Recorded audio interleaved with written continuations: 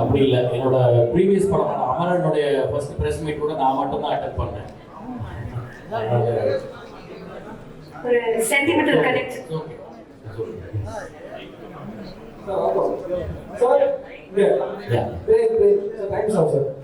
Sir இந்த படங்கள்லாம் நண்பன் அமரன் அதாவது கதைக்கு சிமிலரா ஒரு இதுவா வந்து கனெக்ட் ஆகும். இந்த படத்துக்கு ஏன் ஓம் அப்படின்னு தெரிஞ்சு?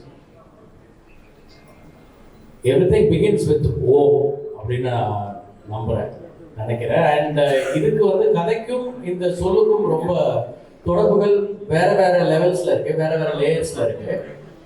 அடுத்தது இதை பற்றி தொடர்ந்து அடுத்தடுத்த டீசர்ஸ் கொடுக்கும்போது it's too early to explain the title நினைக்கிறேன். அடுத்தடுத்த டீசர்ஸ் அண்ட் அடுத்தடுத்த மெட்டீரியல்ஸ் வரும்போது you will have the answers. Sir இங்க ஏற்கனவே கன்னடத்தில் உங்க பேர் நடிச்சு ஓமோன்னு ஒரு படம் வந்து மிகப்பெரிய ஹிட். இன்னைக்கும் அது ரசிகர்கள் மத்தியில் இருக்கு. அதே டைட்டில யூஸ் பண்றதுக்கு எனி ரீசன் சார்? இல்லை சார், இது வந்து இந்த படத்துக்கும் இந்த கதைக்குமான சூழலுக்கு ரொம்ப பொருத்தமான ஒரு வார்த்தையாக இருந்தது. இப்போ நிறைய டைட்டில்ஸ் ரிப்பீட் ஆகுது.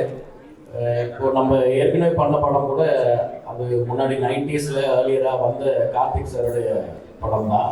நம்ம பண்ணது மட்டும் இல்லை, மற்ற ஃபில்ம் மேக்கர்ஸ் பண்ணுற படமும் love today are many films, even Dhanush சாரோட நிறைய படங்கள் கூட பழைய படங்களுடைய டைட்டில்ஸை ரிப்பீட் பண்ணியிருக்கு.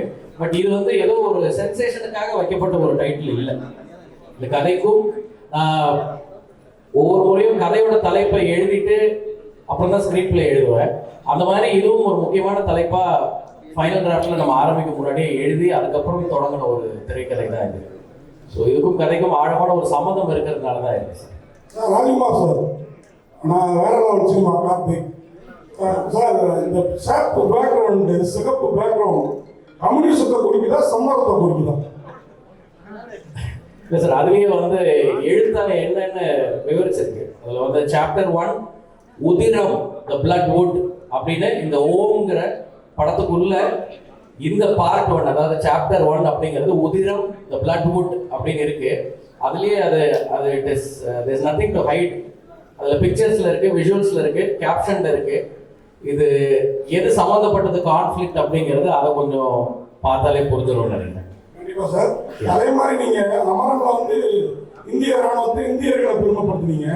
இதில் வந்து சம்மர கடத்தல்னாலே தமிழர்கள் தான் கடத்தலாம் ஆந்திராவில் அடிச்சு கொள்ளுவாங்க அப்படின்லாம் நம்ம கேள்விப்பட்டிருக்கிறோம். இதில் தமிழர்களை பெருமைப்படுத்துகிற மாதிரி சீன் சார் இல்லை, இது வந்து சார்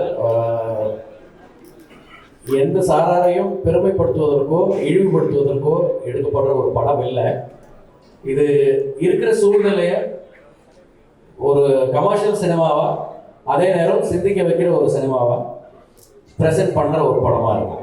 அதே மாதிரி கார்த்திகேயன் மம்முட்டி சார் பேர் சொன்னீங்க. இவர் பேர் அண்ணாமலையா? அண்ணாமலைக்கு ஆராதனைங்கிறாங்க. இவர் தனுஷ் என்ட்ரி ஆகிறப்போ இல்லை, இதில் இன்னும் பேர் சொல்லலை சார். அவங்க சொல்றது அண்ணாமலையாருக்கு அரோகரான்னு சொல்றாங்க. அவர் என்ட்ரி ஆகிறப்போ சார் டேரக்டர் சார், இப்போ இந்த ஓம்ங்கிற வார்த்தைக்கு சமஸ்கிருதத்தில் சோம்னு ஒரு வார்த்தை இருக்குது. அதாவது சோமபானம் சுராபானம் சொல்லுவாங்க. அந்த சோம்ங்கிற வார்த்தை மாதிரி தான் ஓமம் வந்துருக்கு. சோம்னு சொன்னால் கஞ்சான ஒரு பொருள் இருக்கு. எப்படி அதுல வரி வந்திருக்கு? இந்த உண்மை தெரிஞ்சிருக்குங்களா? அப்படி இல்லை சார். ஐ திங்க் சான்ஸ்கிரிட்ல ஓம்காரா அப்படிங்கிறது ஓம்கான விளக்கமா இருக்கு சான்ஸ்கிரிட்ல. நம்ம சொல்ற ஓம் அதுதான். அண்ட் அதை தாண்டி இந்த ஓமுக்கு வந்து படத்துக்குள்ள டிராவல் பண்ணும்பொழுது படம் வெளியாகிறதுக்குள்ள அதுக்கான எக்ஸாக்ட் விளக்கம் என்ன, இந்த படத்துக்கும் ஓம் அப்படிங்கிற சொல்லுக்கான சம்பந்தம் என்னங்கிறது ரொம்ப ஈஸியா எல்லாருக்கும் புலப்படுற ஒரு விஷயமா இருக்கும் அடுத்தடுத்து பண்ற ப்ரொமோஷன்ஸ்ல. ஸோ இதுல அந்த அளவுக்கு இது எனக்கு புது இன்ஃபர்மேஷனா இருக்கு நீங்க சொல்றது. ராஜ்குமார் சார், மீனாட்சி சுந்தரம் சார், உண்மை கதை நீங்க அமரன் எடுத்தீங்க. இந்த படம் கூட இந்த 2015 நடந்த ஒரு உண்மை சம்பவமா இருக்கு. நாங்கள் வெளிப்படையா சொல்லுங்க, ட்ரெய்லர்ல தெரியுது. இந்த உண்மை சம்பவங்கள் வந்து எல்லாருக்குமே தெரிஞ்ச கதையா இருக்கும். அது வந்து சினிமாவில் எடுக்கக்கூடிய சவால் என்ன? அப்புறம் வந்து இதுதான் தனுஷ் சாருடைய லைஃப்லேயே பெரிய பட்ஜெட்ல உருவாயிருந்தாங்க. இந்த கதைக்கு ஏன் அவ்வளோ பெரிய பட்ஜெட்? இல்லை சார், இன்னைக்கு வந்து ஃபர்ஸ்ட் நான் வந்து இந்த உண்மை சம்பவங்கள் பற்றி நீங்கள் சொல்கிறதுக்காக சொல்கிறேன். ஐ திங்க் எல்லா கதையும் எனக்கு தெரிஞ்சு எல்லா ஃபில்ம் மேக்கர்ஸுமே வந்து the inspire ideas the get inspired for ideas for concepts from daily life. இல்லை அவங்க வாழ்க்கையில் நடந்த சம்பவங்கள், இல்லை அவங்க ஃப்ரெண்ட் வாழ்க்கையில் நடந்த சம்பவங்கள். ஸோ என்ன ஜானரில் நம்ம படம் பண்ண நினைக்கிறோங்கிறது தான் முக்கியம்னு நினைக்கிறேன் நான்.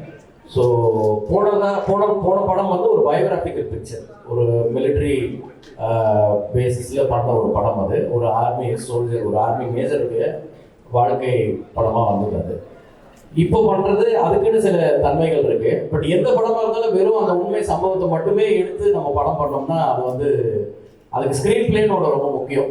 ஸோ அந்த ஸ்க்ரீன் பிளே டிசைட்ஸ் எவ்ரிதிங். கற்பனை கதையாக இருந்தாலும் உண்மை கதையாக இருந்தாலும் ஐ திங்க் அதுதான் that makes the difference for the result. Sir நீங்கள் கேட்ட ரெண்டாவது கேள்வி, அதிக பட்ஜெட் அப்படிங்கிறது வந்து ஐ ட்ரூலி பிலீவ் இன்னைக்கு வந்து மார்க்கெட் சைஸ் வந்து எக்ஸ்பேண்ட் ஆகிருக்கு.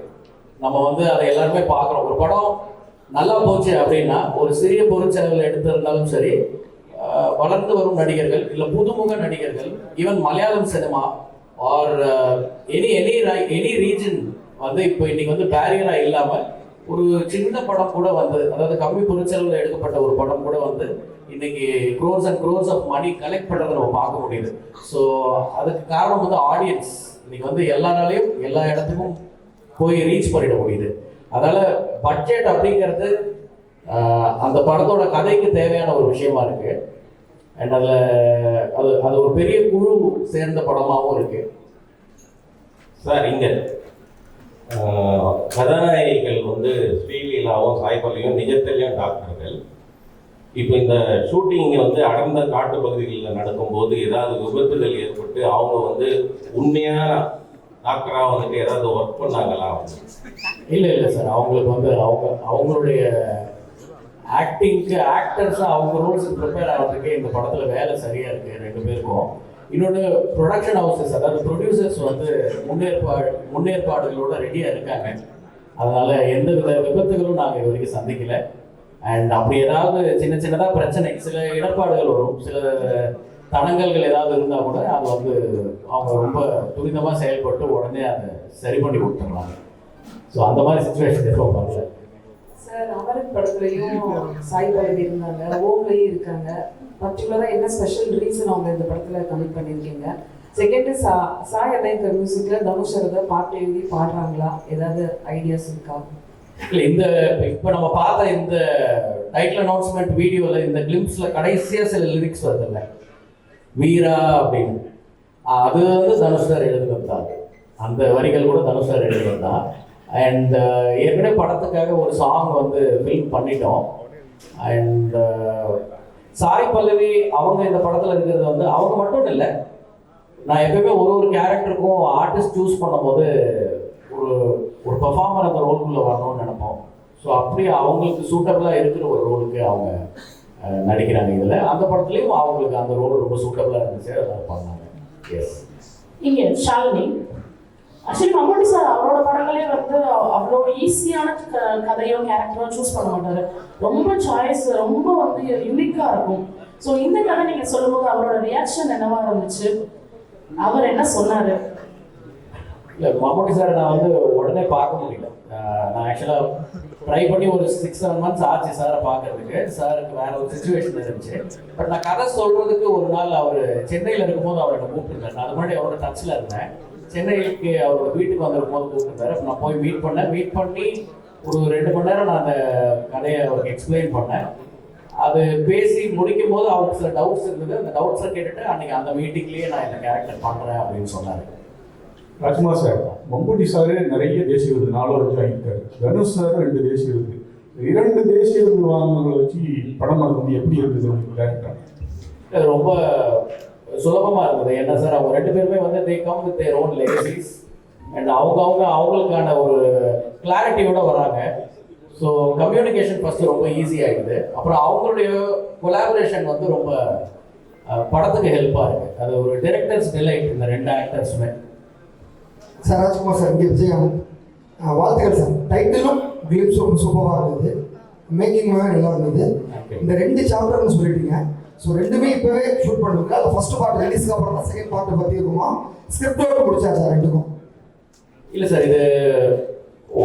இது வந்து முதல் சாப்டர் தான் இப்போ ஷூட் பண்ணிட்டு இருக்கோம்.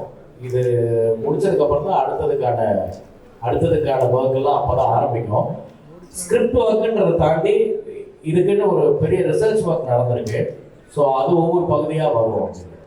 அண்ட் இந்த சாப்டர் 1க்கு ஒரு தொடக்கம், ஒரு மிடில், ஒரு எண்ட் அப்படின்னு இந்த படத்தோட கதை முழுமையா இந்த பார்ட்லயே முடிஞ்சிடும். இந்த சாப்டர் 1லயே அது முடியும். Yes sir, Akshay from the Union Express. Sir here. Hi sir.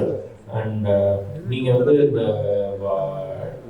Title அனௌன்ஸ்மெண்ட்டுக்கு அப்புறம் ஒன்று சொல்லியிருந்தீங்க, இந்த மாதிரி வந்து தனுஷ் சார் வந்து ஆர்டிஸ்டிக் சென்சிபிலிட்டிஸ் அண்ட் கமர்ஷியல் சினிமாக்கான சென்சிபிலிட்டிஸை வந்து நல்லா இது பண்ணியிருந்தாரு, பேலன்ஸ் பண்ணியிருந்தாருன்னு சொல்லிட்டு.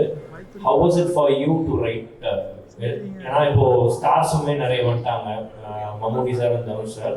உங்களுக்கு அந்த சென்சிபிலிட்டிஸை பேலன்ஸ் பண்ணுறது எப்படி இருந்துச்சு ரைட்டிங்? இல்லை சார், இது வந்து ஆக்டர்ஸை காஸ்ட் பண்ணிட்டு அப்புறம் போய் எழுதுன ஸ்கிரிப்ட் இல்லை. இது நம்ம ஸ்கிரிப்ட் பண்ணிட்டு ஐயோ இந்த கேரக்டர் இவங்க பண்ணால் நல்லா இருக்குமேனு அவங்களோட அப்பாயின்மெண்ட் அண்ட் அவங்களோட லிசனிங் அந்த நரேஷன் டைம் கிடைக்கிற வரைக்கும் வெயிட் பண்ணி ஒவ்வொருத்தரையும் காஸ்ட் பண்ணி இவங்க எல்லாரும் உள்ள வந்திருக்காங்க. ஸோ அவங்களுக்கு அந்த கேரக்டர் கேட்கும் பொழுது அவங்களுக்கு பிடிச்சிருந்தது. யாரும் வந்து இப்படி பண்ணுங்க அப்படி பண்ணுங்கன்னு சொல்லி எந்த ஒரு அந்த மாதிரி விவாதங்களுக்குள்ள இது ஃபார்ச்சுனேட்லி போகலை. ஸோ எல்லாரும் சந்தோஷமா அவங்க பார்ட்டில் வந்து நடிக்க வந்திருக்காங்க. அண்ட் என்கிட்ட ஏற்கனவே இதுக்கான கேரக்டர்ஸ் இருந்தது, அந்த செட்டப் இருந்தது, அதனால தான் அவங்கள காஸ்ட் பண்ண முடியுது. சார் ராஜேஷ். Yes sir. வாழ்த்துக்கள். முதல்ல அமரன்ற ஒரு நல்ல படத்தை பற்றி ஒரு ஹீரோவா பண்ணீங்க, பக்காவா பண்ணீங்க. பட் இந்த படத்துல வந்து பார்த்தா ஒரு ஃபாரஸ்ட் பிரிகேட் வந்து ஒரு ஹீரோவா காட்டுற மாதிரி இருக்கு டீசர்லாம் பார்த்துட்டு. பட் இதை நீங்க எப்படி பார்க்கணும்? ஒரு ஹீரோவா காமிச்சிங்க, பட் இந்த மாதிரி ஒரு நெகட்டிவ் ஷேடா இருக்க உங்க ஹீரோவா காமிச்சா நெக்ஸ்ட் சொசைட்டி எப்படி இருக்கும்ன்றது நீங்க ஃபீல் பண்றீங்க சார்? ஏன்னா வந்து ஃபாரஸ்ட் பிரிகேட்ன்றது ஒரு தப்பானதுதான், காட்டை அடிக்கிறவங்க தான். இதுல வந்து நீங்க சொல்ல வர்றது வந்து இந்த காட்டை அடிக்கிறதுக்கு உறுதுணையாக இருக்கக்கூடிய அந்த கூலி ஆட்கள் திருவண்ணாமலை காமிச்சிருங்க. ஏன்னா நீங்க இங்க இந்த ராயலசீமா அந்த சைட்ல எல்லாம் பாத்தீங்கன்னா திருப்பதி அந்த சைட்ல எல்லாம் வந்து ரெட் சாண்டர்ஸ் வந்து அறுக்கிறதுக்கோசரம் இங்க தான் கூப்பிட்டு போறாங்க, திருவண்ணாமலையில தான். அதை பேஸ் பண்ணி இந்த புஷ்பம்னு ஒண்ணு பண்ணாங்க. அங்கேயும் வந்து ஒரு ஃபாரஸ்ட் பிரிகேட் வந்து அவ்வளவுதான் ஹீரோவா காமிக்கிறாங்க. பட் உங்க படத்துல எப்படி காமிச்சிருக்கீங்க? இதுல வந்து அததான் வந்து நீங்க முக்கியத்துவம் காட்டுறீங்களா? அதான் சார், இது வந்து இப்போ நீங்க படத்துல பார்த்தது வந்து ஒரு காட்சி. அந்த காட்சியை வச்சு ஹீரோவுடைய கேரக்டர் என்ன, இதில் நம்ம என்ன சொல்ல வரோம் அப்படின்னு ஒவ்வொருத்தருக்கும் ஒரு பெர்ஸ்பெக்டிவ் தோணும். மேபி அந்த டிஸ்கஷன்ஸை ஓப்பன் பண்ணுறதுக்கு தான் நம்ம ஒரு வீடியோ கொடுக்குறோம். ஸோ உங்கள் பார்வையில் அது அப்படி இருக்கு. பட் இதை தாண்டி படத்தில் நிறைய விஷயம் இருக்கு, அது வரும்பொழுது அதெல்லாம் ஜஸ்டிஃபை பண்ணணும்னு நினைக்கிறேன். சார் ராஜ்குமார் சார், ஆக்சுவலாக உங்களோட ஃபஸ்ட்டு படம் ரிலீஸ் ஆகி ஆல்மோஸ்ட் 9 years ஆயிடுச்சு. ஸோ இப்போ நீங்கள் மோஸ்ட்லி 3 films தான் பண்ணியிருக்கீங்க. ஸோ நீங்களாம் ஏன் ஒரு படைப்பாளிகள் இவ்வளோ டைம் எடுத்துக்கிறீங்க? ஃபஸ்ட்டு காரணம் பிரம்மாண்டத்திற்காகவா இல்லை ஹீரோவோட கால் ஷீட்டுக்காகவா? ஏன்னா நீங்கள் மட்டும் இல்லை, இப்போ 96 பிரேமா இருக்கட்டும், துருவங்கள் பிறந்த கார்த்திக் நாராயணா இருக்கட்டும், இவங்க எல்லாருமே ரொம்ப டைம் எடுத்துக்கிறாங்க. அதாவது குறைந்தபடி வித்திரனா இருக்கட்டும். ஸோ என்ன தெரியல சார், ஒவ்வொரு படத்துக்கும் ஒவ்வொரு விதமான படிப்பினைகள் வரும். இப்போ பார்த்தீங்கன்னா நான் இப்போ இந்த படம் வந்து February 20 ஷூட்டிங் ஆரம்பித்தோம், October 16 ரிலீஸ்க்கு போட்டிருக்கோம். கரெக்டாக 8 மாதம் நினைக்கிறேன், 8-9 மாதமா தெரியல எனக்கு. 8 மாதத்துல அந்த படத்தை முடிச்சு ரிலீஸ்க்கு கொண்டு வரோம். ஸோ இப்படியும் சில நேரங்களில் அனுபவங்கள் இருக்கும். பட் நீங்கள் கேட்ட கேள்விக்கு பதில் சொல்லணும் அப்படின்னா, சினிமா அப்படிங்கிறது வந்து ஒரு டைரக்டர் கதை எழுதி வீட்டில் ரெடி ஆகிட்டா மட்டும் படம் பண்ணிட முடியாது. அதில் நிறைய விஷயங்கள் கோஇன்சிடென்டலாக சேர்ந்து வரணும், அதுக்கு ஒரு அமைப்பு வரணும். அது எல்லாரும் சேர்ந்து எல்லா விஷயங்களும் சேர்ந்து அமையும் பொழுது தான் ஒரு படம் நடக்குது. அண்ட் சம்டைம்ஸ் தாமதங்கள் ஏற்படும், தடங்கல்கள் வரும். சில நேரம் வேகமாக நடக்கும். இப்போ ரோட்டில் போகிறோம், ஒரு நாள் வந்து எல்லா சிக்னலும் க்ரீனாகவே இருக்கும், இப்படி வேகமாக போயிடுவோம். சில நேரம் டிராஃபிக் இருக்கும், எல்லா இடத்துலையும் நம்ம போய் நிற்கிற நேரம் மட்டும் ரெட் சிக்னல் விழும். அந்த மாதிரி ஒரு சுச்சுவேஷன் தான். அது அவங்களுக்கான கால சூழல், அந்த நேரம் இண்டஸ்ட்ரி இருக்கிற சூழ்நிலை, அதுதான் காரணம்னு நினைக்கிறேன். யாருமே வந்து டிலே பண்ணணும் அப்படின்னு நினச்சி யாரும் பண்ண மாட்டாங்க. பட் ப்ரிப்பரேஷன் டைம் எடுத்துக்கிறது நல்லது சார். எனக்கு இந்த டைம் எல்லாமே வந்து ஸ்கிரிப்டுக்கு ஹெல்ப் பண்ணியிருக்கு. நீங்கள் சொன்ன அந்த 9 வருஷத்தை நான் ரியலைஸ் பண்ணலை. அந்த வெயிட்டிங் டைமும் ஃபில்ம் மேக்கிங்கோட ஒரு part and parcel of that ப்ராசஸ்ன்னு நினைக்கிறேன் நான், at least for directors. Yes sir. Hello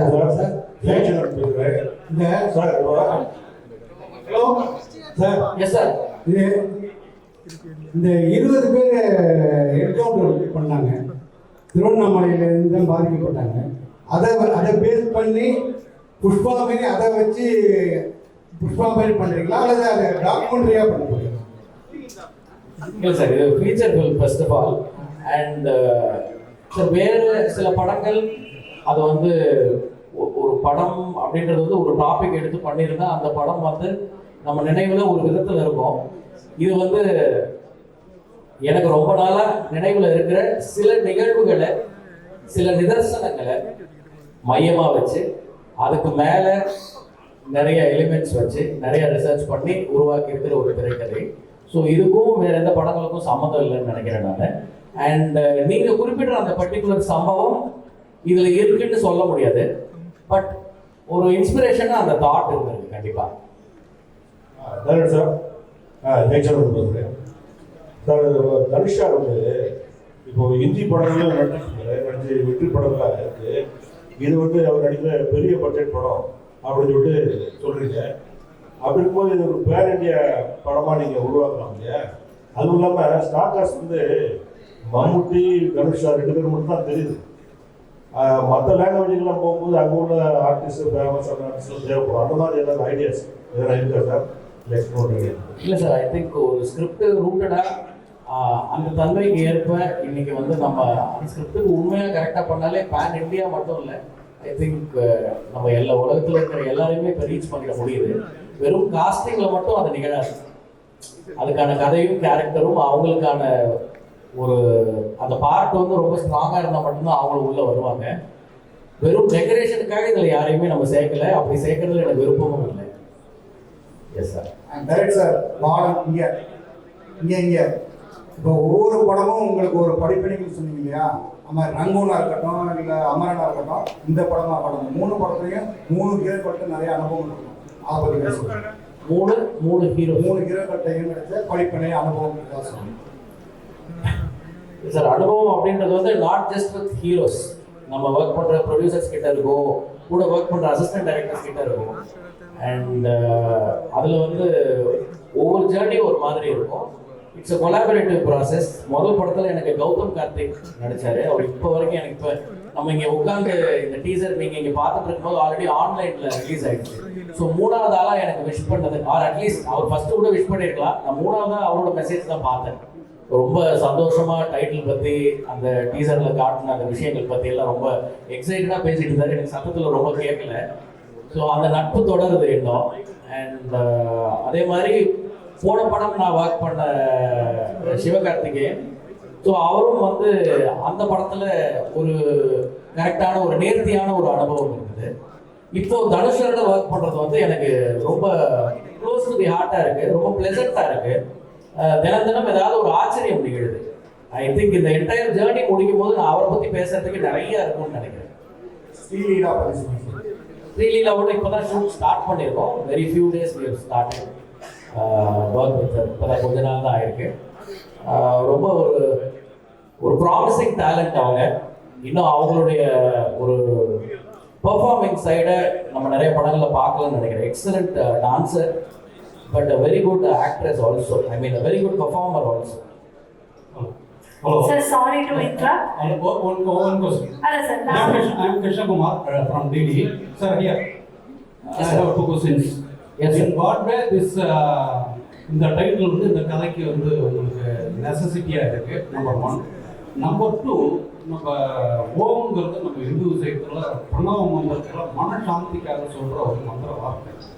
அதை எப்படி ஒரு டிசைனே வந்து அட்டாக்கிங் இன்ஸ்ட்ருமெண்ட்ஸ் மாதிரி ஒரு ஷார்ப்பாக வச்சுருக்கீங்களா? அதுக்கு எல்லாம் மட்டும் பண்ணுறோம். இல்லை சார், நம்ம தினம் சாமி கும்பிட்றோம். பல்வேறு மாதிரியான கடவுள்கள் நம்மளோட வழிபாட்டு முறையிலே இருக்குது. ஒவ்வொருத்தருக்கும் ஒவ்வொரு வாகனங்கள் இருக்குது, கையில் ஆயுதங்கள் இருக்குது, சாந்தமாகவும் இருக்குது. எல்லாமே எல்லாத்துலேயும் இருக்குதுன்னு நினைக்கிறேன். ஸோ அது ஒரு முக்கியமான ஒரு விஷயமா ஒரு பேசு பொருளாக இருக்காதுன்னு நினைக்கிறேன் நான். நீங்கள் கேட்ட கேள்விக்கு ரிலேட் பண்ணி சொல்லும் பொழுது அண்ட் இந்த வார்த்தை கதைக்கு எவ்வளோ பொருத்தமாக இருக்குது அப்படிங்கிறது நான் ஏற்கனவே நிறைய பேர் இதே கேள்வியை மாற்றி கேட்டாங்க. அவங்க எல்லாரும் சொன்னது தான் திருப்பி சொல்கிறேன். அடுத்தடுத்த பார்வைகள் வரும்பொழுது அது தெளிவாக புரிஞ்சு கொள்ளும்.